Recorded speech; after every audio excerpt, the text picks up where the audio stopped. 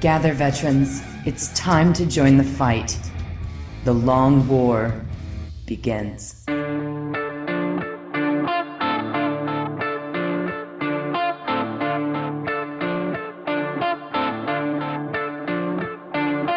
This is The Long War. I'm Robbie B.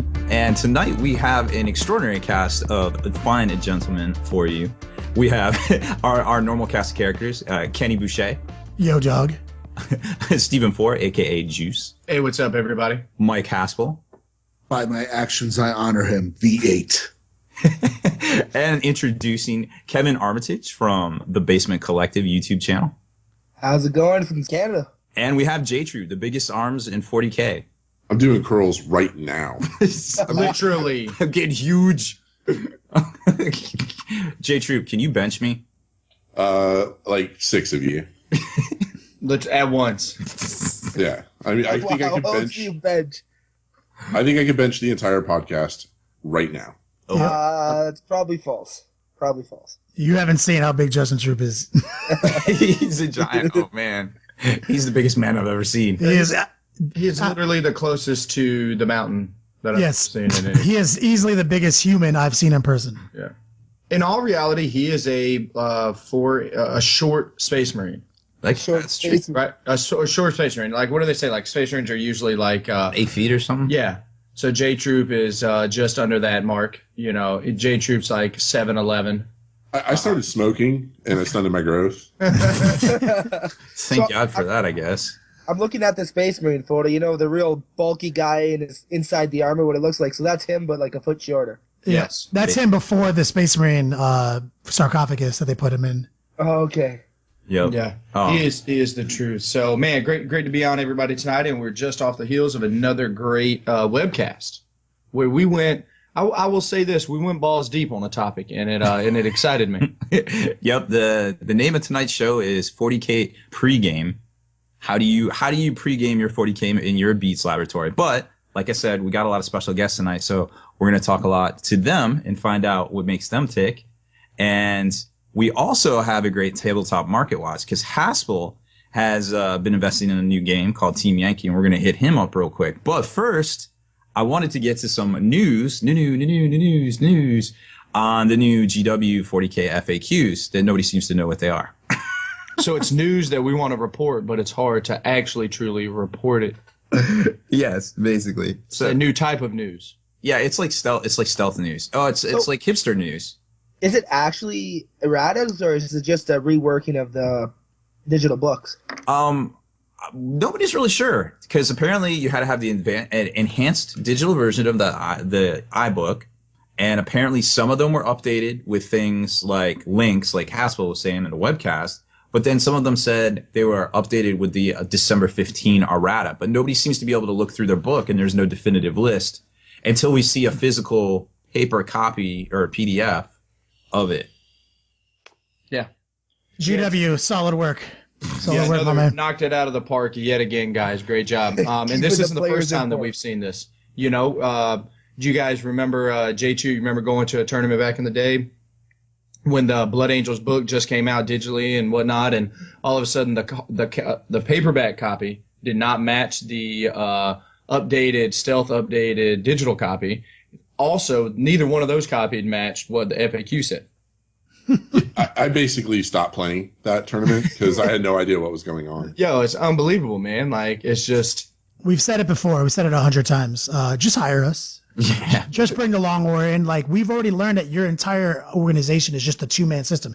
You've got a guy who writes the stuff down and a guy who puts the artwork in the book. Literally, me and Rob and Juice, that's what we do. Yeah, actually, the rumor is that the studio that actually creates the rule set right now is it's a 2-person with a director. So that's actually not part of the truth from what I'm hearing. That's literally what we do. I know, right?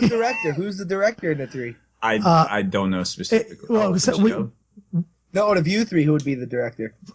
Probably me, like, because I do all the editing if you wanted it. But I'm also I would probably be the director just because I'm also the graphic designer. So that'd be the easiest. Let Juice and Rob figure out the rules and use their words, and I'll just direct it all into Photoshop. Yep. Basically, I'm always on deck with a fresh Etch-a-Sketch to drum up new ideas I saw a picture of that on Facebook. Yeah. Luckily, my computer actually has I have like a micro SD port. I have an old zip drive, an old floppy drive. I also got the Etch-a-Sketch drive over here. So I can actually just stick the whole Etch-a-Sketch into the side of the computer. Every grain of sand. Yeah. He mails them to me.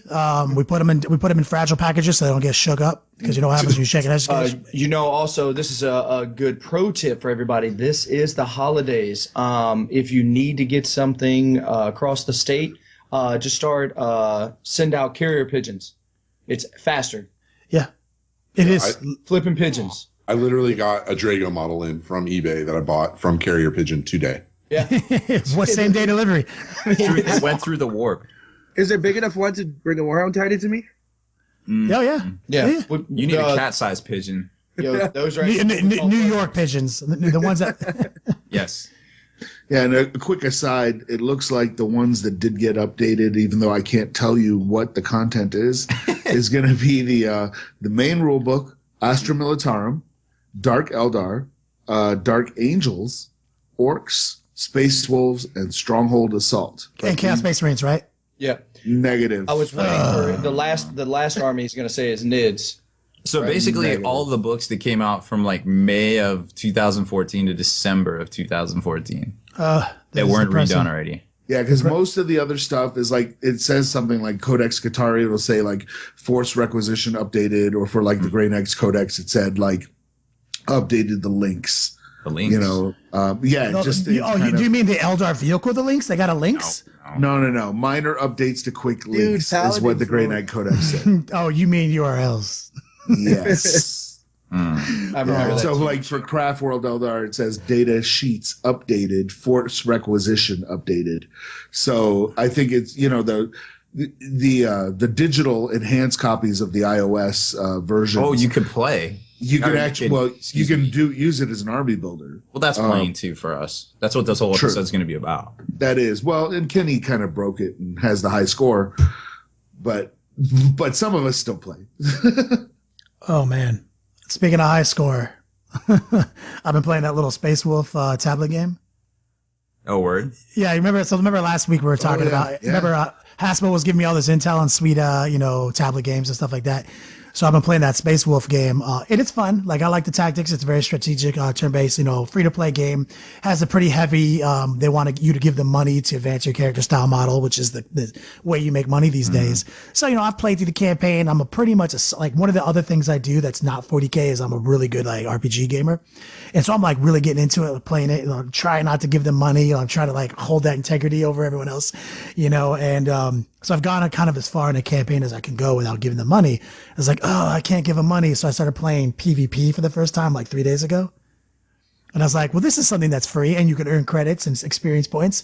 And I'm like, man, I'm about to get schooled. And all these people had this game for like 8 months before I've had it. Literally went like 56 and 1. Like, I was like, what is wrong with you people? And the only thing I could think is that like my name, like, it's an online game. So it's like, I transfer my emails using my personal email, so my name is like Kenny Boucher, and everyone else is like got these hilarious names like Pickle Tickler 69 and stuff like that. And so I'm like, the only thing I can think is they listen to the show, they recognize my name, and they're letting me win. They bow down. Or if you're doing that, stop, or keep going. Either way, I don't know if my ego can handle the loss. What's the name of this game?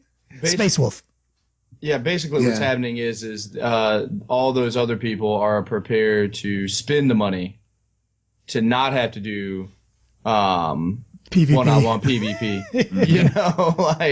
Honestly, if anybody from that game is listening, offer a case where I can just pay you like $20 or $25 and it just unlocks everything. Because what I like the game, love the game. I just don't want the nickel and dime. That is actually just give you a lump sum and Mike, just have the whole. You are echoing my concern. Like, that's my one problem. Like, I like free to play games like League of Legends. If you give League of Legends like $60, you basically got everything because that game is worth $60. Space Wolf is worth $20-$30. If they priced the economy of the free to play engine to that value, I would be fine with giving money. But the fact is, $20 literally gets you nothing in that game. So that's my only problem with the game is why I won't give them money. I won't give free to play games. It's like Candy Crush. Like everyone, you know what I mean? Like it's the same model, But outside of that, the game really shines in PvP. And I know that we've gone really off topic there, and we need to hear from our sponsors real quick before we come back in and talk about the Team Yankee by Mike Haspel. So let's do that. Dear veterans, quickly make your way to thelongwar.net and find out how to reap your hard-earned spoils of this long war. For our allies at dicehead.com have rewarded us all with an extra 6% discount on all dicehead.com merchandise. So stock up, dear veterans, and enjoy. And we're back. So Haspel, I saw some pictures on Facebook of you and a particular rule book over the weekend. Yeah, Dobre Utra, Tovarish. I'm like eaten whole by Team Yankee. That came out this last weekend. Finally, I got the Americans paint came out along with the rule book, which was $25. So it misspoke last week when I said it was $30, and it's incredible. It's a lot of fun. I'll reiterate, if you've played 40K, which if you're listening to a podcast, you're going to recognize a lot of things in the rule book, and you're going to pick it up very, very quickly. And I just wanted to throw a shout out that this weekend they're coming out with the Proteshnov's Bears, which is the Russian starter, which was delayed because they had some tooling issues with the T-72. But they fixed that, and to atone for that, they put in like an extra tank in all the starter sets. So that was pretty cool. I remember you speaking about that before. Like, man, like that is just it. Really, companies really don't do that much that often. Like, you don't hear about stuff like that. Mm-hmm. No, and there was some really cool stuff. Like when I opened up the American starter, there's like you get two Hueys in there. They are not Hueys, the H1 Cobras. You get two of those in there. Well, they come with magnets and probably the best flight stands I've ever seen. Yeah, I mean, it came with it. I was just like, really? Seriously? The cards that come with the game are already laminated? Like, I don't need to go laminate them? They're already laminated. They're done. I was just like, oh, you guys are doing so much right. Also coming this weekend, before I get back to some of the stuff they're doing right, coming out this weekend is going to be the M163 ITV platoon, which is the dedicated anti-air for the U.S. or for NATO, and also the M113, M106 platoon transports. Those are coming out this weekend as well.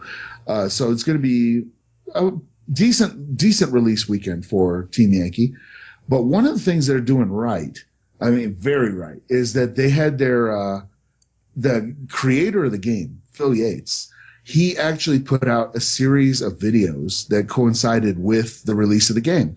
And in these videos, he just goes, well, here's the movement phase. And it's like a little 8-minute video. It's not very long. But he's like, here's all the different things in the movement phase. Then he does another video of the shooting phase. Goes through every single part of the game like that. And it's genius. And it's like, okay, well, if there's any arbitrary rule that you see in the rule book where you're like, well, what does he mean by this? You watch this little 6-minute video and it answers your question. You're like, this is obviously the intent of the rule because there's the game creator doing it. Well, and GW should totally do that. Yeah, I mean, I actually just they do. I've spent hours watching videos in detail of them describing us how to play with the rule set that that we buy very expensively. Rule sets for like complete sarcasm. Like, and wow, why don't they FAQ it when they make mistakes? Why doesn't GW? Well, obviously, Team Yankee is rolling in the money because of how expensive the game is and how much money they have, though, right? Oh yeah, obviously, and they're making so much money per item that they're prepared to give away an item.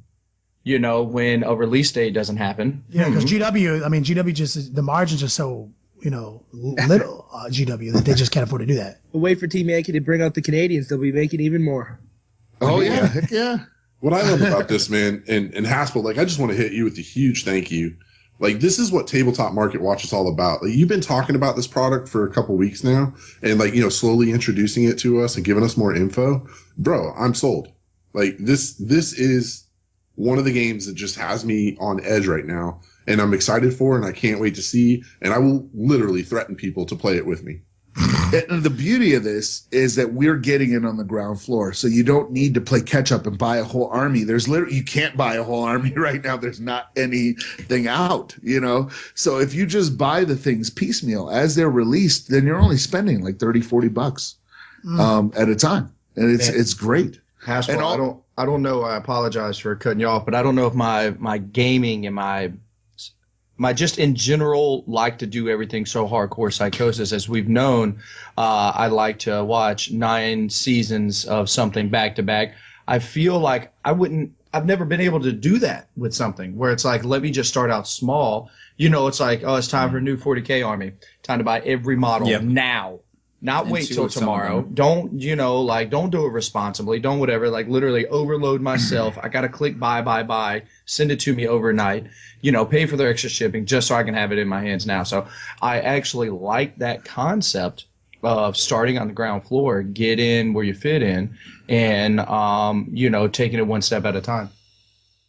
Yeah, and I'm hoping, if anyone from GW is listening, they did do something similar. They did when Betrayal of Calth came out. They had Phil Kelly kind of refereeing a game between 2 gamers, and they went over the entire game, Betrayal of Calth, and it was great because when you read the rule book, you were like, well, terrible. I don't quite understand. Yeah, exactly. I was so mad. I sat looking at that thing for like an hour. I'm not even joking. Literally an hour rereading every part. And even when I did my quick start video, because I was like, F this, I'm putting on a quick start video. This is stupid.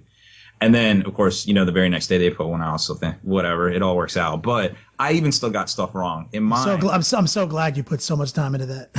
Yeah, I'm like, oh well. When I call Rob up on a Tuesday afternoon and something has to happen and he hits me with the standard, I don't have enough time, I'm doing my videos, and it's that video. Whatever, man. I'm so glad. It's important. It hurts, but I'm like, hey, GW, if you're listening, Phil Kelly is a personality. He's a great guy.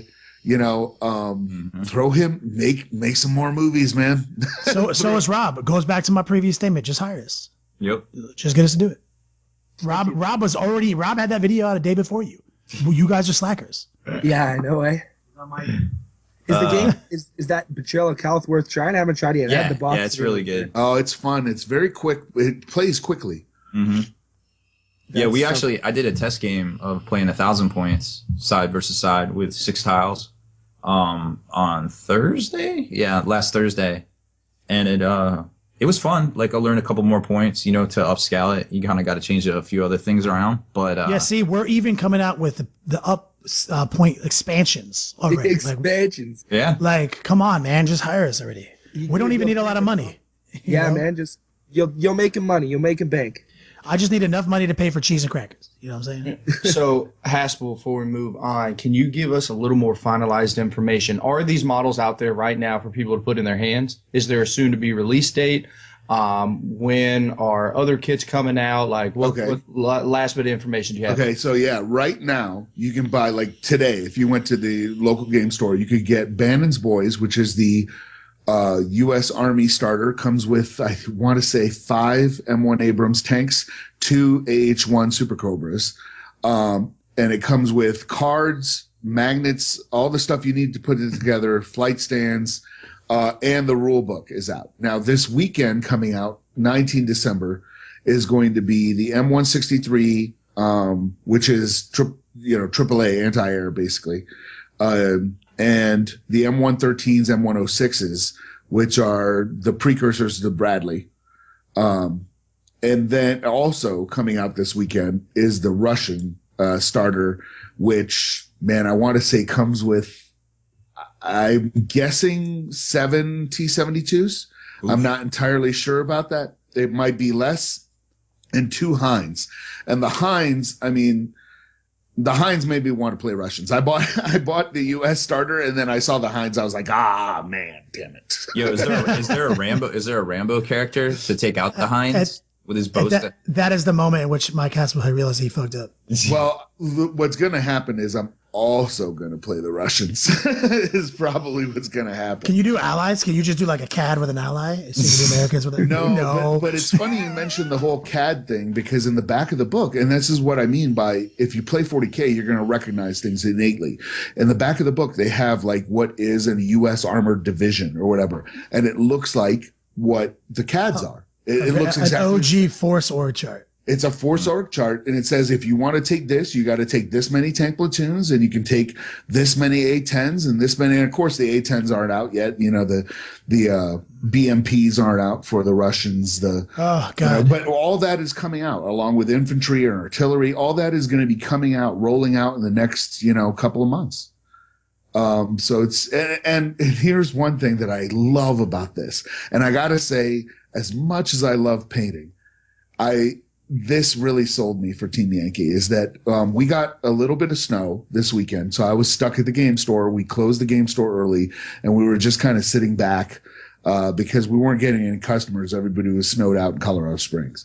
I managed to paint, I want to say, at least 10 or 11 M1As tanks and probably 4 AH1s, 3 T-72s, and 2 Hinds in about 2 hours because I love 15 millimeter. It's just easy. And they were finished. They weren't just base coated. They were done. He's got you beat. Oh, hey, thanks, man. No, Haspel, thank you for being our third viewer since being in business. For my painting videos and tutorials that I do of painting full armies in hours. By hours you mean too. Yes, thank you. I appreciate that. We've had three downloads in 2 years. Mike Haspel now is the third. Thanks. Man, Team Yankee does sound like a lot of fun, but I do think it's time to start off the webcast recap for tonight. What do you guys think? Yes, sir.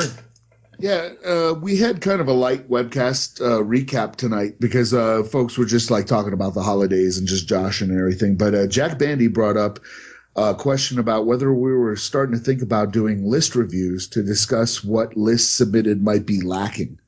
And we were talking about economy of force and maneuver and flexibility.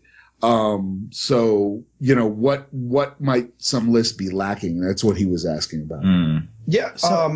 Can you go right ahead? Oh, yeah, I was just further to that question. Is he also asking can we review lists and where to send them? Is that Yeah, that was basically the gist of his question. Okay. Juice. Yeah. So we've honestly, maybe that is something that we can start incorporating after the first of the year when we are back live with you guys on Wednesday, if I'm not mistaken, January 6th. Yeah, because we're taking a 2-week break. This is actually going to be our last webcast podcast. Yeah. So for the year. Yeah, so JB, I feel like you are going to put us down on the path of potentially introducing a segment into the webcast of trying to do a list for review. Now, one thing it is tough is we do get sent a lot of lists and a lot of things like that via personal messages and stuff like that. And with everything that everybody has going on, it's so hard to get to everyone. And to be honest, if we take the time and dive in and want to give you all the information we can to make your list better, it's a significant time investment. It is. So we want to make sure we can share that time with everyone else, because how many people play a similar style list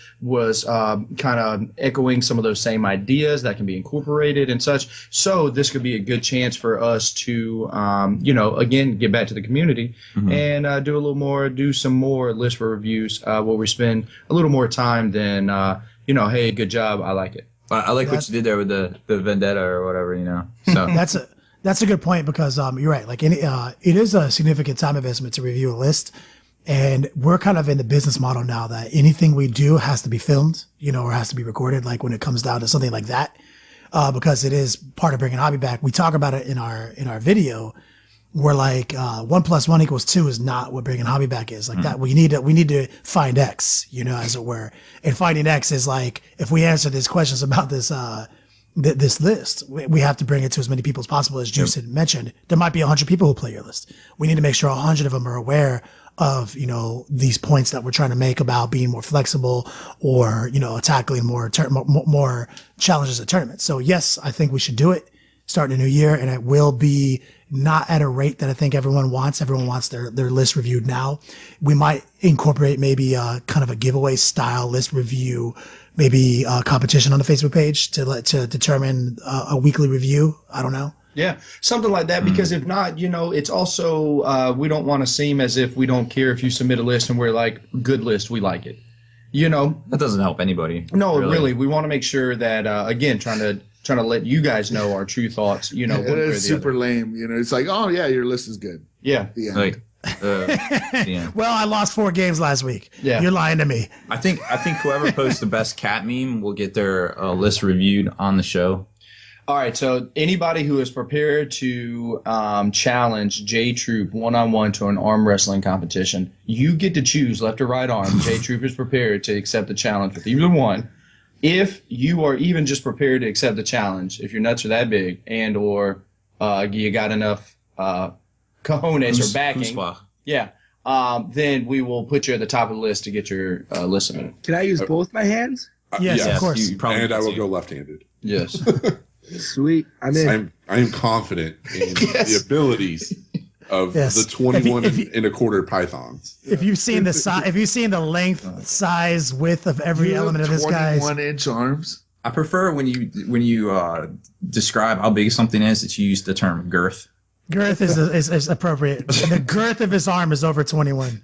Holy 21. crap! So dude. to put it I in see this guy in person. Yeah, so to put it in He's huge. perspective, Kevin, you're using 2 hands. He's using his left hands, which is the equivalent of 4. Somehow you For did normal not bring mans. enough hands. So I didn't, dude. I'll get my brother in on it. There it Like is. there's like a picture of me and Justin Troop in the I think in the Oh, yeah, it's Kickstarter. on the And Kickstarter. It's on a Kickstarter Him where and I'm Twitch. standing. Him and Twitch are standing to my left and my right, and I'm 6 feet tall, about 275. These guys make Kenny look And small. I've got big arms. I've got big, I've worked out my entire life, and I essentially look like a child. I gotta go look at that. It's right amazing. To put a little perspective, I am 6'5" and 388. Holy crap! Now, J Troop, not to go too much because Haspel's got a great Q&A lined up for you here, but this is something a little off the books per se. Now, from you have a good-sized family, correct? Yes, sir. All right, and now just to put this in perspective, rate yourself as being the smallest and largest among your brothers. How would you rate? If you were to line me up with my entire family, I would feel like Robbie B does against basically every high school football team. Are you? Oh, man. So we're sitting here talking about how big this man is, and he is literally the smallest. He is the runt of the litter We're when it feeding comes his to- ego so hard because he's grown up being such a buster scrub. Like he's just so weak, Yeah, you know. his, And then he's his other like, brother's like, you're not even 7 foot, you know, like, Get outta What is here. this Yeah. 6'5" business? yeah. yeah. I remember when I was in first grade. The funniest part about it too is my little brother is 10 years younger than me, and it just dwarfs me. It's insane. That's upsetting. Dude, are your parents tall or is it like just Yeah, I come from a very hardy stock. hardy stock? It is. Clearly. Yeah, a hardy stock, you mean Vikings. Would you say hardy girth? Hardy. I'm looking at that picture, and he is a legit space wolf. Like right next to Kenny there. He's huge. Yeah, I remember the first time we met him. He like walked in. I think it was Hit Point Hobbies, and there's a cat that wants on my lap, and I was like, oh my god, that guy barely got in the door. Yeah, who is that? And he opens his mouth like, oh my god, it's Justin Trooper. The first time we ever met him. So, You're like, you said that to him though. yeah, Oh, no, he did. I was we- like, holy crap, you getting through the door? we went to shake hands, and it's like I'm like squeezing his hand as hard as I can to try to make a good impression, and he's like not even offering any resistance whatsoever. And it's like imagine if somebody was like tasing you, and you were like trying to grab the taser as hard as you could. Like that's kind of how it felt. Like You white knuckled him. And yeah. You didn't honor the response. So yeah, so Like- absolutely. Hopefully, J Troob is a Troob. Potentially, you might try to be at Adepticon this year, make an appearance. Plane ticket bought, room reserved, ticket for the event bought. Man, Brother? I need a double clap and a Ric Flair. Are you what this is event? I'm What talking events? about. What event are you registered for? Well, somebody sold out their event really quickly, so congratulations to you guys on that. Oh, it's sold out Thank you. officially? It sold out instantly. I literally was like 5 minutes in. You know how signing up for Adepticon goes. 5 minutes into it, and I just kept like lagging out, and then I clicked, and it's like, this event is empty, and I was like, get the F out of here. So you guys need to talk to somebody. You might want to check it. Last I heard, there was we expanded it 20 more spots. There might be 1 or 2 available. Okay, I'm gonna jump on that tonight. Yeah, it's good. I gotta check that out because I'm thinking of coming up to Adepticon. I mean, I got a couple hotel rooms booked, and like I was interested in playing your guys' 40k tournament, not too much anyone else, but it's all about bringing the hobby back. And all the other tournaments are like, let me play with this maxed out list with no hobby scores. So I'm interested, like, let's get this going. Let's get some fun tournaments happening for us. Let me enjoy myself at a tournament. Yeah, absolutely. You know, and that would be that'd be super awesome to get a different perspective, because even though you're basically like a state, I think Canada's pretty small. It's 13 counties. 13 So counties. it's, you know, even though you're you know, not a part of the United States, it's always, I love the fact, like, let's see how you play 40K, how your lists are and everything else.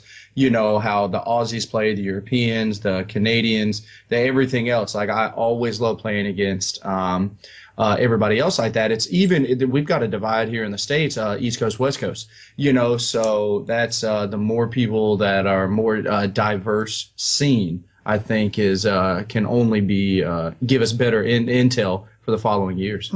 That's a super solid point. I hate to have to do this, but we do have to go to commercial break right here and hear from the rest of our sponsors.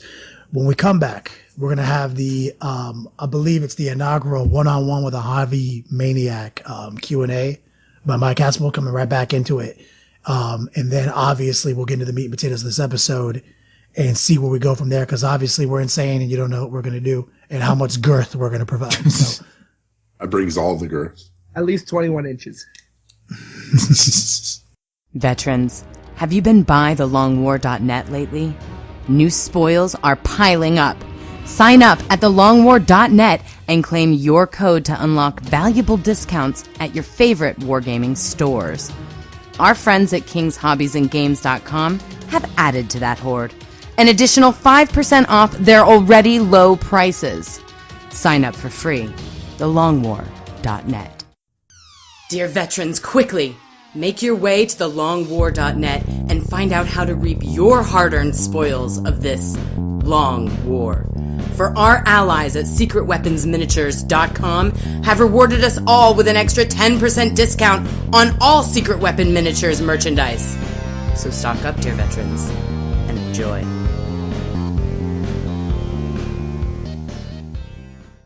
And we're back, and I'm going to be asking the Hobby Maniac, Justin Troop, a couple questions. First off, how did you get your nickname? Well, I said my prayers. I ate my vitamins. No, I have two nicknames. One I had to dethrone from Kenny, and I felt really bad. But Troop Smash is a funny nickname that I go by a lot as well. And that's because every time I would pick up somebody's model to look at it, I would literally crush it. Oh, no. You know, I should have known my title was up for grabs, because when we first were podcasting back in the day, back on another nameless podcast, Justin Troop was coming in, hitting us up on Facebook. He was so cool, and I saw his name was Troop Smash, and I was like, man, I feel a disturbance in the force. You know, like this guy might be big. Yeah, I'm telling you, there's a guy in my local town. He's a monster. Whatever he was, he went to go paint his Gene Stealers one day, and he held it in his hand, and he eventually crushed the model from trying to hold it to paint it. That's Justin Troop's day to day. Yeah, dude.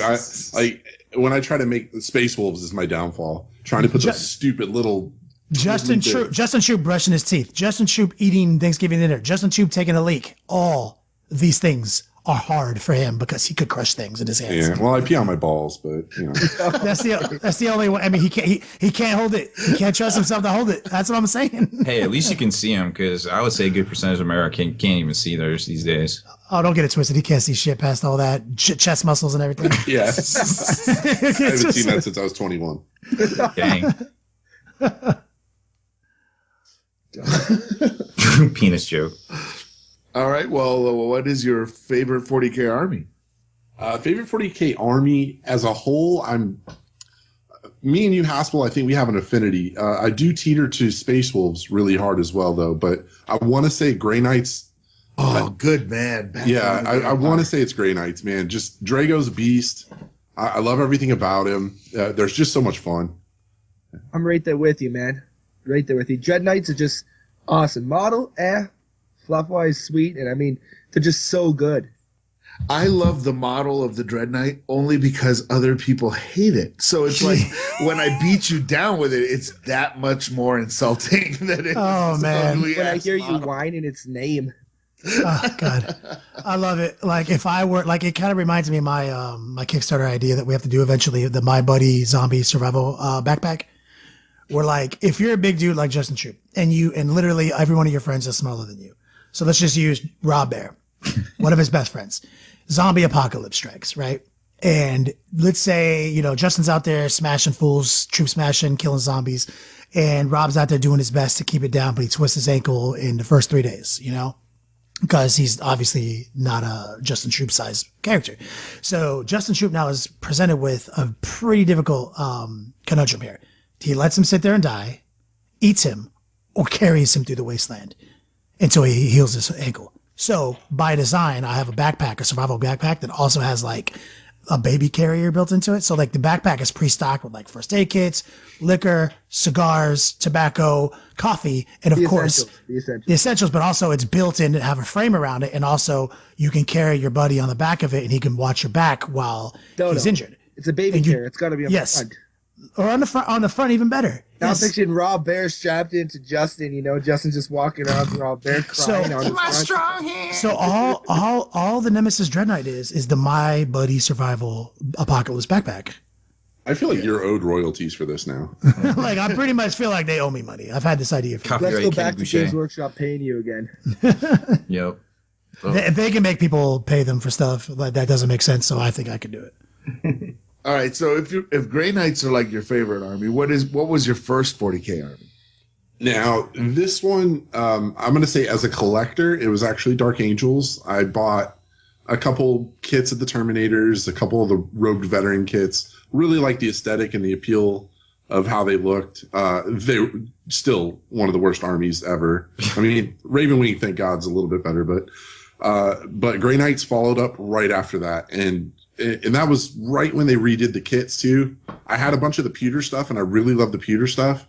And then they just started releasing all that plastic stuff, and I was just like, wow, blown away. Couldn't even handle how awesome those kits were, and just all the bits that were in there and everything that it came with. And I felt like such a hobby maniac at that time. Oh yeah, definitely. I mean, I tried. I don't have that many of the new kits actually. Like I think the only plastic stuff in my army is the Dread Knights, but that's because I got in like way in the third. I have old Dread Knights. So I don't want to take us off on a tangent, but Haspel, you're gonna love what I made my Paladins with. So I felt the same way. Like I've always loved the metal Grey Knight Terminators versus the new plastic ones. Right? Like I love that armor style, the bulkier they are and everything else. So what I did is I hunted down, scoured eBay and everything else and found all these metal ones. The halberds that they had, well, I in my 10-man unit that I was running, I had falchions. I had literally everything, like a little bit of everything. So I wanted to go at different phases. I could allocate wounds or whatever. I had a method in my madness. So what I did for a falchion, I literally took another one of the halberd tips and put it on the end. So it was like a Darth Ball's lightsaber, double bladed. I took at the end of one of the staves, I clipped off. I also put one of the stave, from the new kit, put that on top and created a full on, metal Terminator, the Grey Knight Terminator, and that's what my Paladins were, man, and I was so in love with them. That sounds awesome. Yeah, it sounds really good. I didn't even know, Juice, that you've blown me away. I didn't realize you had that level of commitment. Yeah.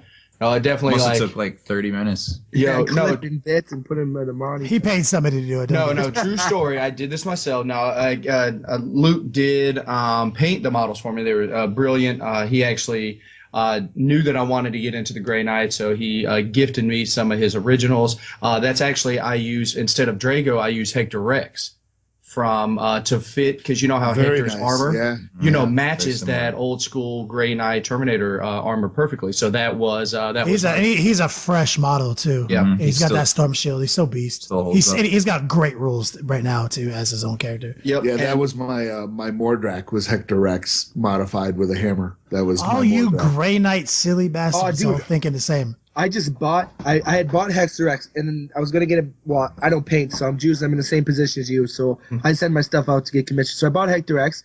Went to send them out. Next week they squashed the Grey Knight Codex, and all the Mordrax gone. I was like, I didn't know what to do with the model, so I sold it. Just didn't know what to do. Well, Juice is the one who bought it on eBay. Yep. Yeah, seriously. Yeah, I had all my Ghost Knights were the Grey Knights from 1992 Space Hulk expansion. They were like really old Grey Knights, like older than most hobbies. Oh my God, I forgot. And you painted them all that iridescent greens and blues, and you put them on those bases with the flames and stuff that were huge. Yeah. I forgot about that. That army looks so good. You won. And back in the old GT days in Colorado, we had the Tacticon and the Genghis Khan. Mike Haspel was like reigning champion for a year. He won them back to back. We have 2 a year, and he won it with his Grey Knights 1 year, and he even lost a game. And I remember thinking, I was like, well, how'd you do it? And you were like, they were doing thirds. They were doing like, it was like a third painting, a third battle, and like a third sportsman or something like that at the time. And I was like, damn, that's some seriously hobby centric. I love that. And here we are, fast forward all these years in the future, because he maxed everything out, won 2 games, lost 1, and still was tournament champion. And I was like, of course he was tournament champion. He literally maximized. He showed he had the highest score in all elements of this hobby. And that's actually what we're trying to do. We're bringing hobby scores back to 40K at the Adepticon doubles event, the Bringing Hobby Back event that we're doing the social. Yeah, and that segues nicely into my next question, which is, Justin, why do you think bringing the hobby back is so important? Man, we spend so much time doing the painting, the army building, everything. So when it comes to that 3 hours, that 2.5 hours, whatever it is, I want to make sure that everybody is having the best time possible, visually, socially, all of the above. Like, I remember going to the Toys for Tots, not this recent one. I was unable to make it, but the one prior to that. That event was the epitome of bringing hobby back. There were so many cool things that people were doing. The level of fun, all that stuff, that's bringing hobby back to me. Yeah, I totally agree. I mean, when you actually like break down our hobby to time on the tabletop, it actually is kind of minuscule, the amount of time we play. Based on how much time we spend assembling and painting and building lists and everything like that, the proportion of time on the tabletop is so small. It should be we awesome. We fantasize about things we want to play more than we play. You know what I mean? Like that's like you're right. Like the most amount of hobby that I do is fantasizing about my next list. Yeah, man, trolling different forums, trolling the Long War. Looking up battle reports. That's where most of my time is spent. I play 2-3 games a week. Every day I'm searching out stuff. I'm looking up new lists. I'm looking up new paint schemes. Wow, that looks good. How can I do this better? That's what it's about. Yeah, I mean that's all about what this episode is about. It's about the 40k pregame.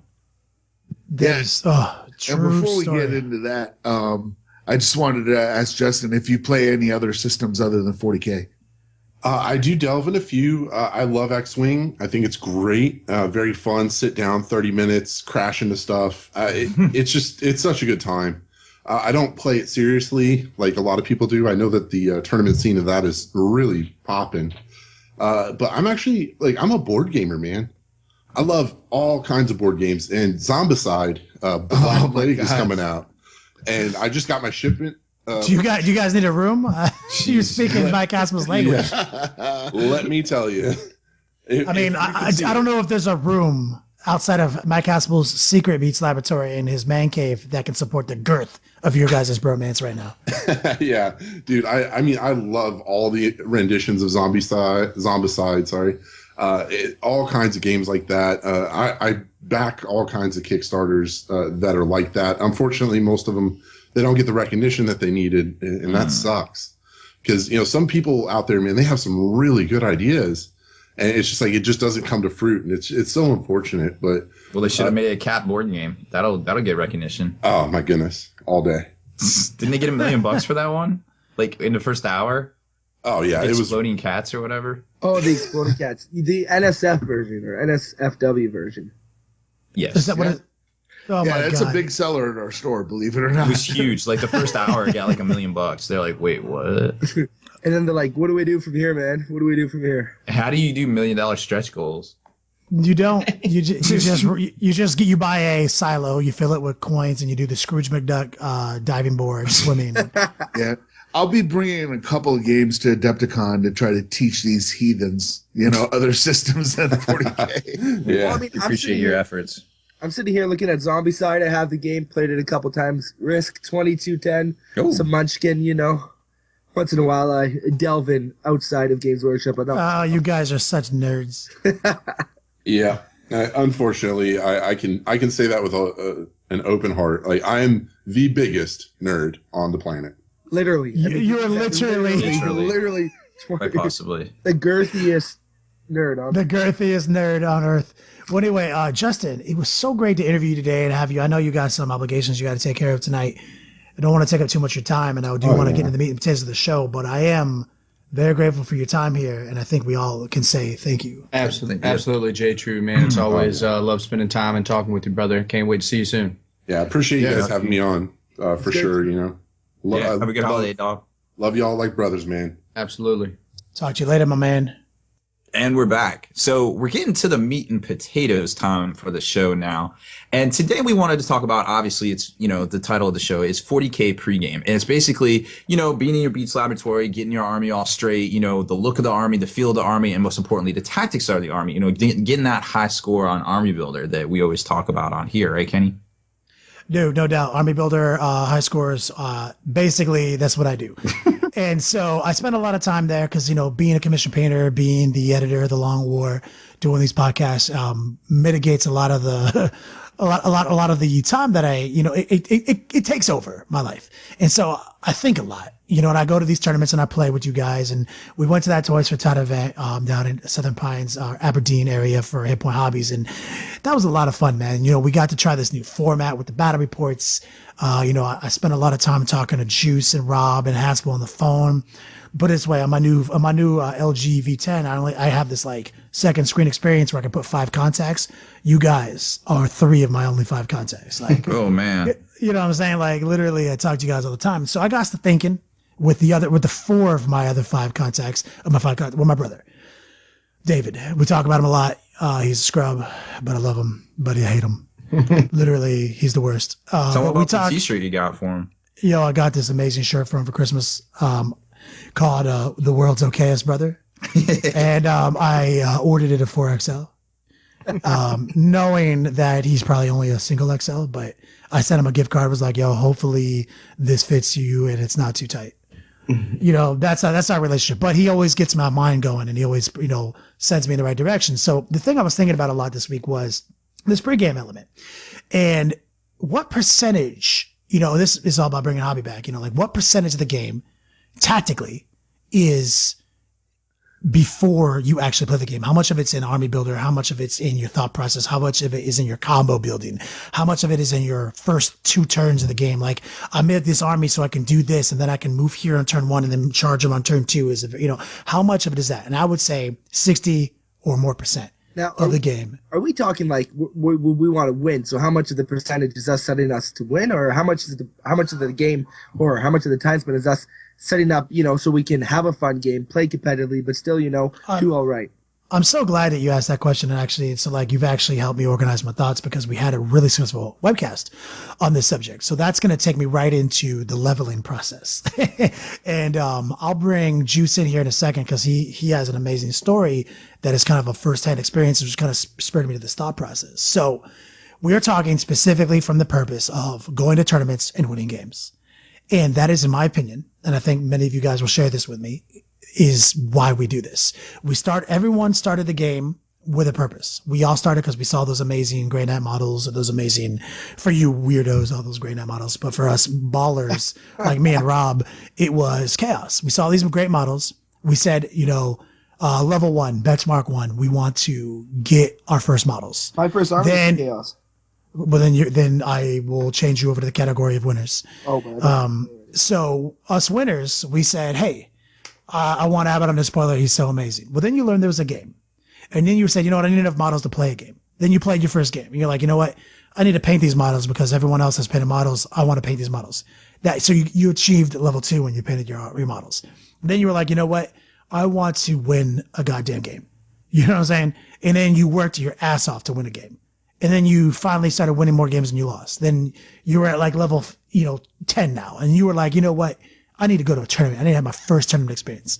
You went, you achieved level 10, but you lost all your games, And you played a bunch of tournaments. You got stuck at level 11, level 12, and you kept grinding them out. And then finally you said, I need to be able to win more games than I lose. I did that. Now I need to win something at an event, whatever it is. I need to win something. You did that. And you got all the way up to like level 40 and you won your first tournament, And then you were left with a decision like, where do I go from here? The national tournament scene, conventions. That's what we talk about. This is what we're talking about. We talk about list building. More than 60% of it tactically happened before you played the game. You're ready for your first tournament, your first national tournament, and you want to go there. You don't want to embarrass yourself. You want to win a game, or you want to, give people a real strong, showing. You want to show people that you're what's up, that you're not a scrub. And that's eventually what you're left with. You get all the way up to level 99 out of 100. And the only way you can have fun now, because you've done it all before, is you need to go to these events. You need to hang out with your friends that you've made for the last 15 years of your life, going from level 1 to 99. And you need to win more games than you lose. These are the things that we need to have fun now. That's how we pigeonholed ourselves in. It's where we're at. And so Juice and I got to talking. And, he's been loving these IG. He's been coming in hard. And I've been thinking a lot about flexibility and list design and what it really takes, to have a good list. And we talk on the phone about lists so often. And it's like, yo, check out this list. That's amazing. Tell me more. Okay, why have these elements? Okay, what are you going to do with those elements? Well, I'm going to do this with these elements. That's cool, but isn't that kind of one-dimensional? No, because I have these combos. So I have all these combos built in my list. And I'm going to do this, in this situation, in this situation. So we got stuff, so it's like, damn, you really thought about this. It seems like more than half the game, you already figured it out, man. That's pretty cool. So now I'm going to turn it over to Juice. Hey, just real quick, I want to jump in here. Yeah, please. The facts finally just dropped. So we have my God. We want to squeeze that in. So obviously, Okay, I'm on it. Stay tuned. We will have in lieu of a Hobby Pipe Dream segment at the end of this episode, we will have those facts for you guys right now in case you're not caught up. Back on topic, pre-gaming. Yeah. I want Juice, take us through this experience you've had with this Imperial Guard to where you are right now, please. So I just want to add a couple things. So basically the dialogue that you hit us with in the beginning to get us to this point is like, I absolutely love your analogy that you created on this percentage scale of fun. Like you literally, if veterans and listeners out there, if you don't think that is a true, like think about it. Like go back to the first time you started buying models. Think about this. That describes my last 10 years or 15 years of playing the game. And I actually made a joke in the webcast tonight before Kenny broke it down and gave us our scale. I was like, I couldn't imagine going a year without certain things in my life, fantasy football, NFL, and going to these major 40K events and seeing the friends and the relationships that I've created over these last years, and getting to hang out with those guys because I only get to do it a couple times out of the year, So that is, and Kenny hit it at the pinnacle side, that is 100%. That's when you've maxed out your level, to like the joy that you truly get from the game now is not necessarily just going to an event and winning a game. You could actually care less. It's literally going there to hang out and talk 40K and talk hobby and meeting those people that you've come accustomed to seeing multiple times throughout the year. To get back to where we're at in the Beats Laboratory, I have put so much time in on a list with the help of Austin A-Dog, the guys here in the cast and crew here. When you get adamant about something, you want something in your own Beats Laboratory, you don't keep it to yourself. That's list check off number one. Do not keep it a secret. Talk to your friends. Get the other beat writers in. It's like you got to bounce ideas off of each other because let me tell you what, my way of thinking isn't the only way of thinking. I immediately can't tell you how many times I call a kid. I'm like, yo, what do you think about this?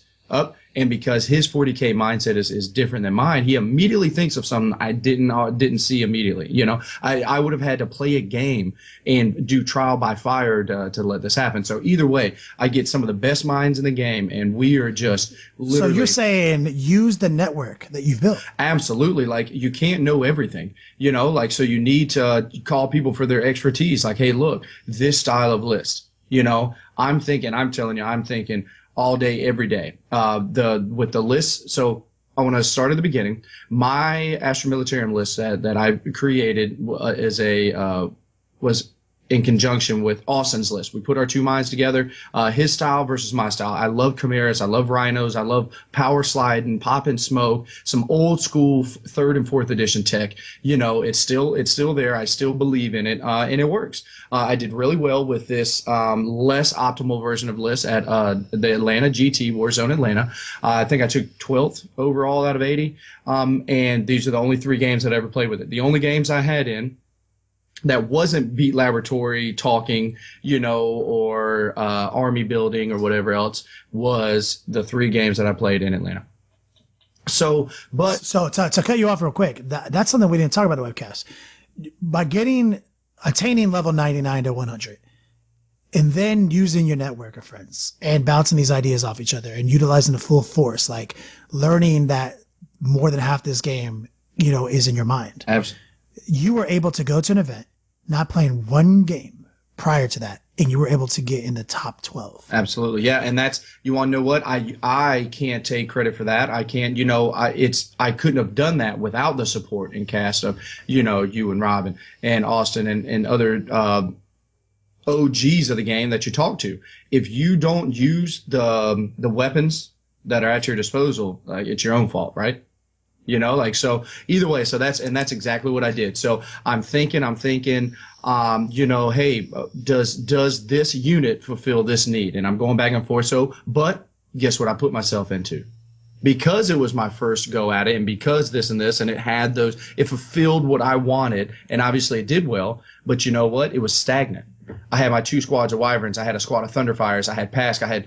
I felt like I had all these tools that I needed. I had some cool tricks. I've got psychic abilities. I've got some link ups. I got some combos. You had your combos. Oh, yeah. You had all the tools. I'm like, man, I'm playing a completely different style with Pask as a forward element, letting people crash into me. Even though now they have a 4-up inbone that people didn't see coming, and this because psychic abilities. And then I move back. Well, guess what you can't do after consolidating? When you consolidate a vehicle, if you're an assaulting army, you're clumped up into this little blob, and now all my 25 pie templates are just gonna, you know, start picking models up. And so people didn't see that coming, and so it was really cool to implement some of these things. But Kenny, I'm going to ask you a question. When I first broke this list down to you, you know, and I'm doing all this, what was the first thing you said to me? You definitely, when we talked about it, I loved it, man. Like, I hit you hard with like, yo, I love this list. This is you. Yeah. Like, how many times a week do I call you up and it's like, yo, I got the perfect list. Yep. And you're like, oh, I don't want to hear another, like, you know, chaos demon this. It's like, no. This is some shit for you. I thought about you, you know. So I know your style. And I was like, this is great, man. I love this. But I feel like, you know, you're lacking a little bit of that flexibility and that forward threat. That's exactly, you know, and that resonated with me. But like, I was already balls deep. Couldn't make any changes. So like, I went to and played some test games, aka tournament games, and that's exactly, you hit it right on the head. I needed that forward threat, so went after Atlanta the entire way back. The entire since then, been in the Beats laboratory up to my eyeballs and trying to figure out and critiquing and everything else, shave down more points. And now the list is I can't imagine it getting any better.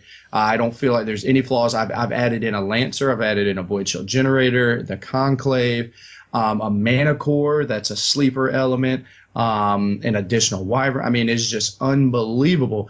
And I am so excited. I'm giddy inside.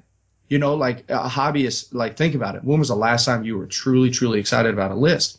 One thing I also want to drop on you, you know, is this knowledge bomb. How many times do you see now in the meta, you see frustrating lists because it's like abusive to the extent of 4 CADs and 13 Necron, what are the D word I'm trying to think of? that the Necrons had. Decurions, yeah. You know, and they've got all this stuff that you can't. You know what I truly love about this is the pureness of the list. Is literally my Astra Militarum is a CAD with a formation. I've maxed out a CAD. I've got using all aspects of that CAD form of the CAD. And whether it be the Lord of War and my... I mean, it's a complete list. You have a CAD with a fortification, with a Lord of War, and an ally. I mean, and a small formation. Yep. Like, it's truly 7th edition, but it's yours. Like, it's not... You know, you didn't have to go over the top looking for the best, most abusive elements from 6 different codexes to make the most legit Death Star. Yep. Like, you didn't do that. Absolutely. And furthermore, I would like to say at the event, there was that guy. There was a guy in Atlanta now, and when I took a subpar list, there's a guy in Atlanta who showed up who had, if I'm not mistaken, because it was full no holds barred, you can bring as many everything else. I think he had 6 books on his display board. It was like from NIDS to Space Marines to Sisters. To, I mean, it was literally he had it all, you know. And people were talking about it. And guess what? He didn't win any. He didn't do as well. You know, I don't want to say he didn't win anything. You know, he didn't make it into the top 2 brackets.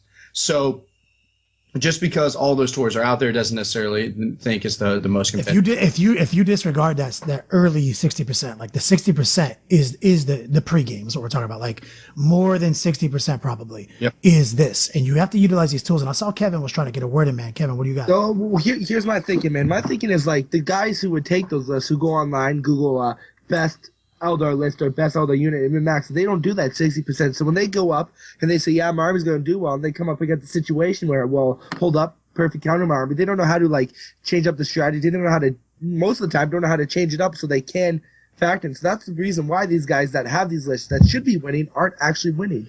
You know, that is a great point, Kevin, that you brought up. And I actually want to go on a little story. Whenever I did play my new version at the Hit Point Hobbies event for Toys for Tots or War for Tots, I played, we jokingly said whenever I got in, my list kills anti-hordes. It has a little bit of everything. It can interact with flyers on a few occasions. It's got redundancies everywhere, and I can interact with every phase of the game.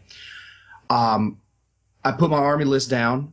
This is some people asked what I got. They're like, "Oh, you're not playing Nidge. You're not doing this." Like, "Nah, I got a little something different. We're talking about it." I was like, "I'm really excited. People can see the joy in my face." Well, the army that's right next to the table on mine, for no rhyme or reason, is a very good friend. It's got his army on his display board. It just happens to be on the same table as you. Yep, absolutely. And it's got, while you guys are waiting for the first round. Absolutely, waiting for the pairings and stuff. And it is 6 Soul Grinders and a Brass Scorpion. Straight up, all armor 13, 14, all everything, and 2 Helldrakes. That is his list. It's a formation, if I'm not mistaken. And either way, I'm like, oh my gosh, this is cool. I love this aspect. I love where your head's at. I would play something like this. Wow, what a bunch of fun.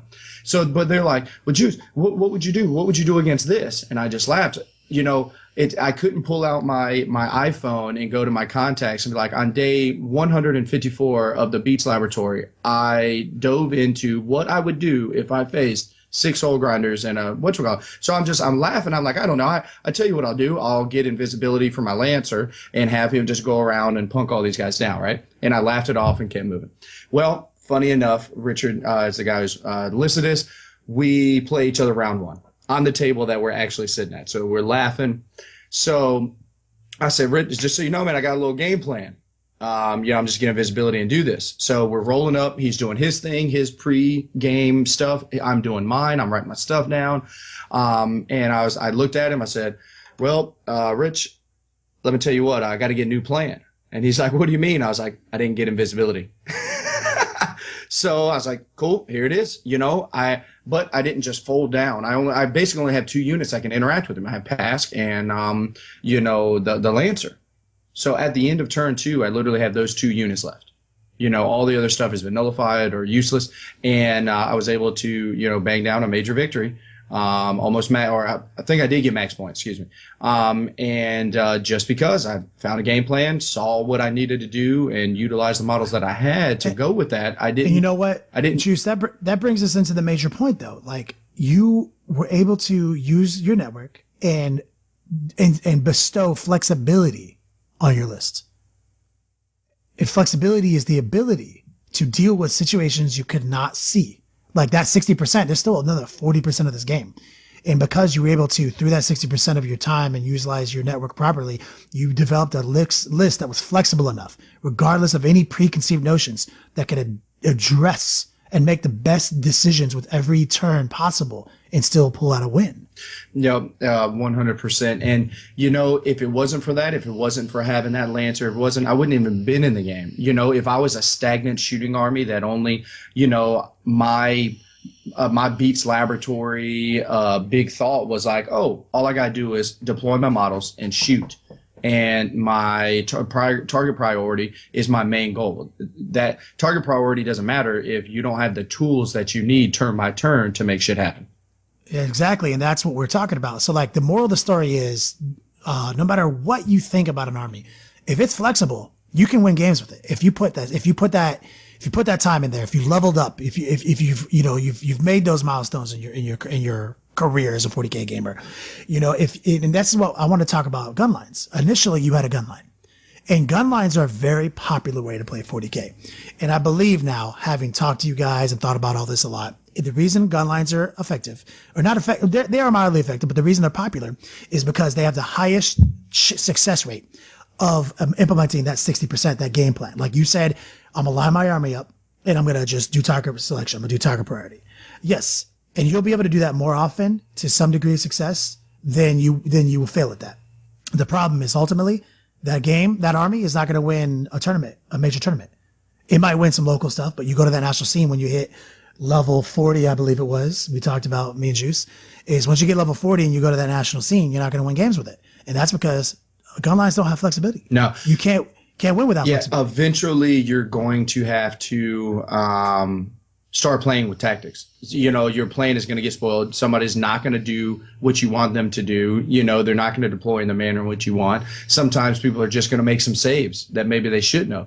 And now, you know, this is where you're at. So lastly, I would like to, Kenny, bring up a point that you said, and we've brought it up a couple other times, but I think it is so relevant right now. When Tau first recently came out and they had the buff commander, you could ally him into every unit, whether it be Centurions and this, and just basically give free abilities for anybody who's just new to the game. You know, that was a thing. You could give hit and run and ignore cover and twin link, monster hunter, tank hunter, all this stuff for free. No extra points. You know, he's 150 points. No risk, all reward. There's no random elements to it. You just have to be in the unit. So let me here. I'm a Tau player and I'm in my Beats Laboratory. I have broadsides and a buff commander with a riptide. Got it. What am I going to do this game? Literally just going to attach him to unit, get whatever special ability I want because I get it for free. I have 7 of them. Get whatever I want and all of them together if I need, and just shoot until everybody's dead. So, Kenny, I remember months after that came out, and everybody and their mother is doing it. They're adding it into Space Marine Army, Sisters Armies, as I was just saying, you know, and you made a point of saying, look, just so you guys know, like, yeah, you're winning. People were winning tournaments that never in their life have won anything. You know, people are doing this, and they're like, you know, they were skipping levels. You know, they immediately 18 through 40. Absolutely, you know, like they were the struggle levels, right? And so because they found this crutch, they immediately jumped to in their 60s. You know, and so it looks as if on paper, oh my God, this guy just won a GT. Oh my God, this guy's winning all the local scenes. Oh my God, this and this. It looks like this guy is becoming out of nowhere the best 40k player ever, right? But now you had a different thought process. You said, truly, the people who have been losing over the past 6 months are better 40K players now than the person who has been winning, solely because of the fact they have to still think and use their brain and spend their time in the Beats Laboratory to move past these crutches, you know, that this person just came so accustomed to. So yeah, absolutely. But the thing is, that's the reason the buff commander was so good, was he actually lent flexibility to a gun line. So he made an army that has the highest percentage chance of implementing its pregame plan. He lended the thing that it was missing, which was flexibility. Mm-hmm. So what I would also like to think, bringing it back to where we're at now with the Beast Laboratory without the buff commander, is like a standard gun line deployment and or a list that you only think plays one way. You are crutching yourself. You are handicapping yourself by not thinking outside of the box and making that list do something that maybe you wouldn't think it normally would do. And gun lines is the first thing that people are drift to because it is, like you said earlier, the easiest. Yes, and that's correct, and that's kind of like what we're talking about. Obviously, if you want to get more on this subject, check out the Hall of Veterans, check out the webcast that we just did. There's some points we make there that we don't make here. I definitely don't want to do an exact mirroring of the webcast. One more quick pregame thing too is that most of these events are putting out what they're using for their painting rubric. So if you're showing up, you look at that painting rubric and it's like you'll get additional points. If you look, a lot of them will say something like used more than one item on their base. So if you look at your base and you're like, oh, my bases are super tight, but they're, sculpted bases or whatever, and you're only using one piece of flock on there, throw another piece of flock on there. You're leaving points on the table. If you're showing up to a tournament without a display board, you're just leaving points on the table. That's a point I never would have thought of, Mike Haspel. Thank you. You're talking about like setting up for not just for the gameplay, but for like the hobby aspect of it. Well, and even the sportsmanship. Even the sportsmanship. Some tournaments will say, if we see this, if there's a rule argument and you guys need to call a judge and can't dispute it at the table, well then you lose a point for sportsmanship because it shouldn't be like that. Or if you table your opponent in 2 turns or something, that you lose a sportsman point because that's not fun. Right. Or a lot of the places will say if you come up like unprepared, like you didn't have all your templates, you didn't have a pen, you didn't have all that stuff. It's like that's kind of inexcusable at that level. You know what I mean? If it is your first tournament, you might have forgotten your templates, you might have forgotten something or whatever. But it's like if you want to get good, if you want to get all those points, show up prepared. I show up with extra sets of templates. If my opponent doesn't have templates, I lend them to them. I can pick them up at the end of the tournament. Absolutely. That's awesome. One thing I would like to leave you with on this aspect of the 60% in your Beats laboratory and the full Monty, as they say, is if you're wondering how you get after you've won some games and you're at, Kenny's ranking of you're at like 40-50%, it's like, how do I get to the next? It's like you feel your list in and out. Let me tell you what you don't know. To get to that next level, know what your list does to opponents. Start running it down. Know what your opponent's armies are. Know what it does. Like the Beats laboratory there's always something to do. It's like working in a kitchen. There's always something to do. Ain't got time to lean. If you got time to lean, you got time to clean. So that's exactly what it is you feel like your codex and you're kind of stagnant in your like hobby aspects. Like, well, I've read my book inside and out. It's time to go to the local hobby store and pick up another book and read that book inside and out. And then all of a sudden, you want to know how much truth you're speaking right now? Yeah. I'm going to throw a quote out at you. If you know your enemies and you know yourself, you will not be imperiled in 100 battles. That is Sun Tzu. Absolutely. Yeah. The truth. So, man. Yeah, that's exactly. So it's like, and all of a sudden, after reading one dex, that isn't yours, and you're looking at it from your army style, you're like, oh, I just got better with my own army because now I know when I face this opponent, if I do this, if I do X, Y will happen. That's a true story. We're about to do, after we get out of here, obviously this is going to be a extra long, giant sized podcast episode.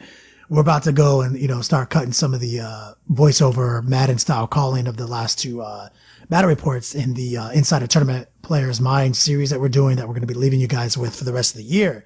And I think that's going to be a major theme you're going to see in the next battle report, which is list flexibility and thinking outside the box, like things you could do with an army that had a plan that you built. And you could just play it a little bit differently and you could still, have success. And you're going to see that coming up and literally on Monday. Kenny, definitely stay tuned for that. Is that the battle reports and the Toys for Tots? Yes, the battle reports and the Toys for Tots. I want to give you guys a mad shout out. I really enjoyed the first battle report. I mean, I'm subscribed to a lot of things on YouTube, and I'm subscribed to a couple services, Long War being one of them. And like, I'm telling you what, that is probably one of the best battle reports I've watched in a while. Because I mean, let's be honest, when I watch battle reports, I usually don't sit down and watch the whole thing because it's an hour and 40 minutes. I just skip parts. But that one I sat beginning to end, nice 30 minutes, real informative, real great. I appreciate that. We're getting a lot of positive feedback from that, and we're going to try to keep using everyone's feedback. That makes me so happy to hear, Kevin. Thank you, man. Like, we worked really hard on that. We're going to continue to work hard on that. That's what the Long War does all day, every day. We might have to borrow that for the basement collective, just so you know. Please, more people the merrier, man. That's what the hobby's about. Rob. He's not here. Did he fall asleep? No, he's just back in the room now. Perfect timing. I think he was getting everything. I wanted Rob to run the viewers by the content schedule here real quick, so we can leave people with a final piece of information on what they can expect from the Long War going into the new year over the holidays. So what's up?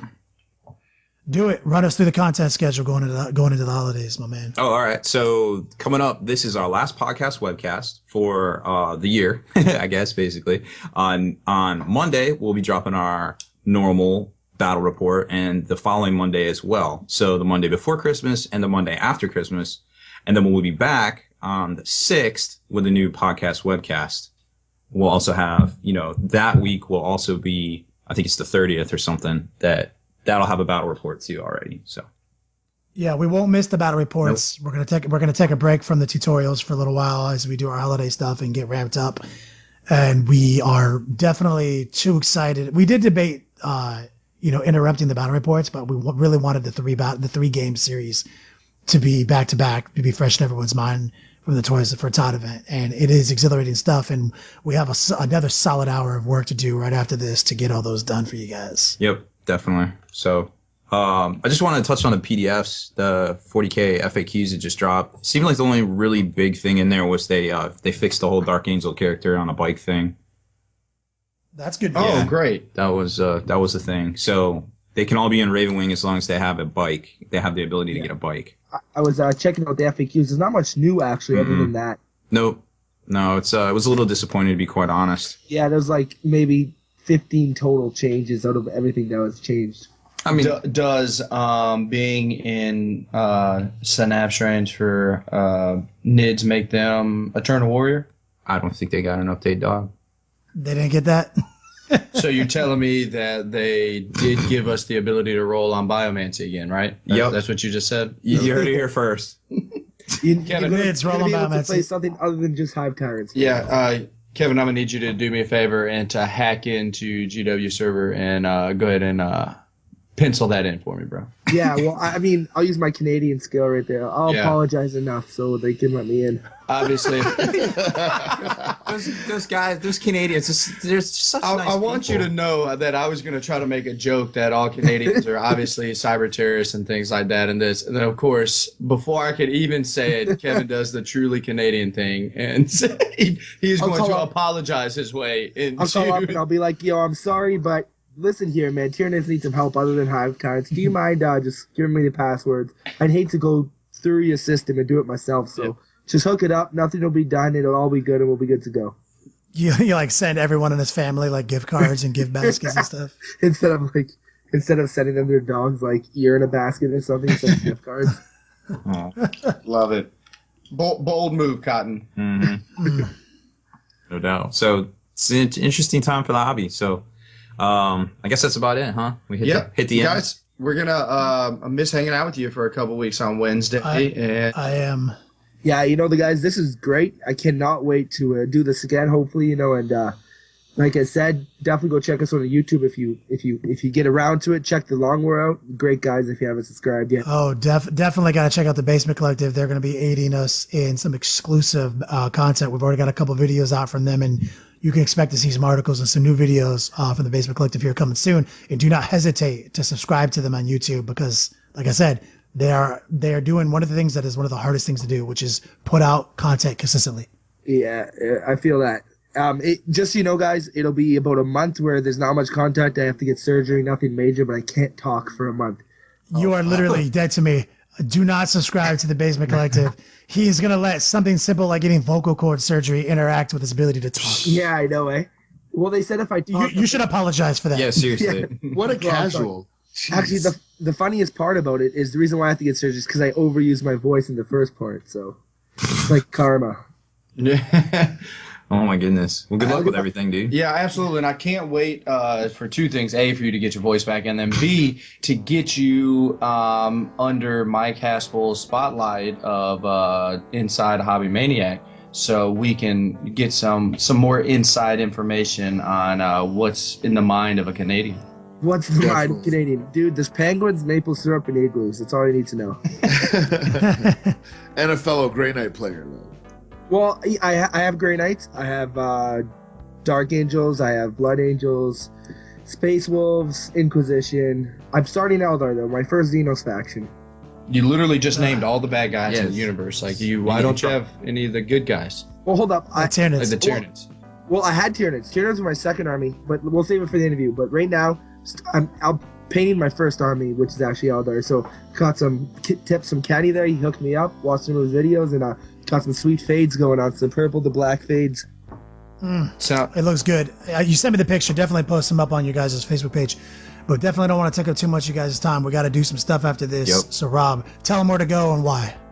Make sure you head on over to thelongwar.net. That's the home of the battle reports. For exclusive content and early access videos, become a veteran of the Long War today. And Mike Haspel, tell us why we're nerds. I got nothing this week because of the Star Trek trailer. Just like sapped my will to live.